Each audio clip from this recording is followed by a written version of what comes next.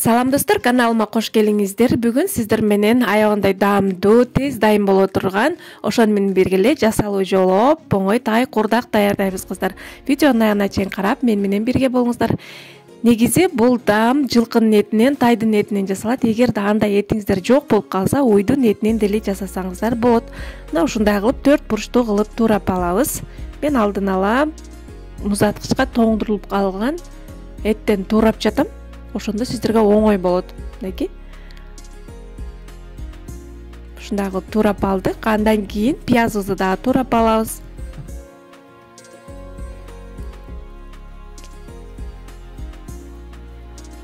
Пиязды дагы дал эттин көлөмүндөй кылып туурап аласыздар, кыздар.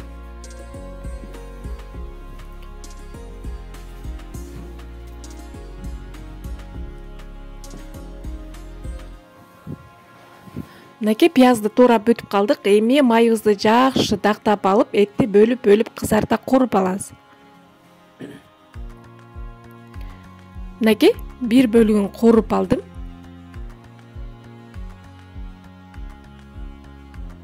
Курулган этибизди алып, бир четке ала турабыз дагы, эттин экинчисин салып куруйбуз. Ушундай кылып аз-аздан кылып бөлүп куруп аласыздар, кыздар. Кызартып куруп аласыздар. Мынакей эң акырында эт калганда биринчи куруп алган этибизди салып үстүнө, андан кийин туурап алган пиязыбызды салабыз дагы. Татымына жараша туз салабыз. Кара мурт салып койсоңуздар болот. Жакшылап аралаштырып, 1–1,5–2 саатка чейин отубузду аздатып, үстүн жаап, дымдап коебуз, кыздар. Биздин этибиз жумшак болуп, бышыш керек.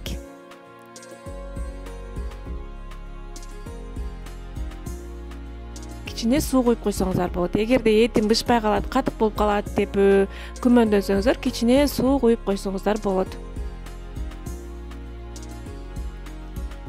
Мынакей. Андан кийин биздин этибиз бышкычакты, картошканы да жууп, тазалап, арчып, ушундай кылып 4 бурчтуу кылып туурап алабыз.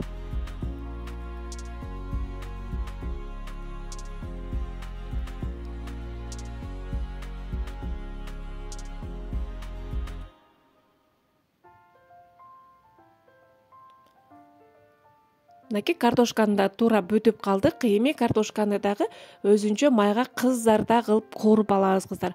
Буну дагы эгерде көп картошкаңыздар болсо, экиге бөлүп, ушундай кылып кып-кызыл кылып кууруп алсаңыздар болот. Бышырбайбыз, улуу отто эле кызарта кууруп алабыз. Мынакей биздин картошкаларыбыз кып-кызыл болуп куурулду. Ага чейин биздин этибиз дагы бышып калды, кыздар.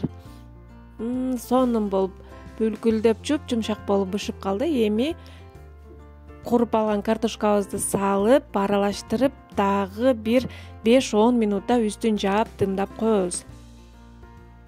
Бизде картошка менен эт аралашып, бир 5 минутта, 10 минутта дымдалып туруп пыш керек, кыздар.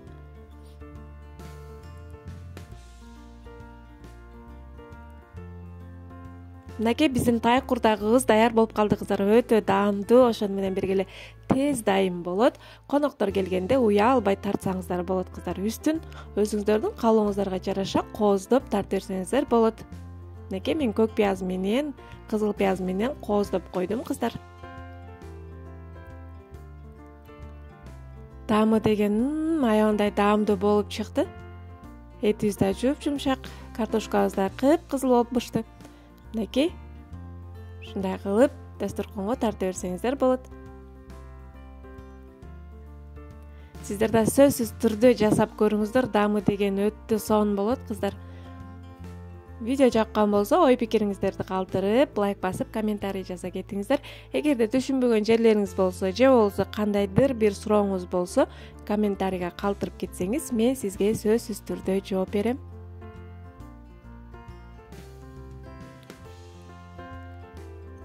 Мынакей даамын татып дагы көрдүк. Этибиз да жумшак болуп пышкан.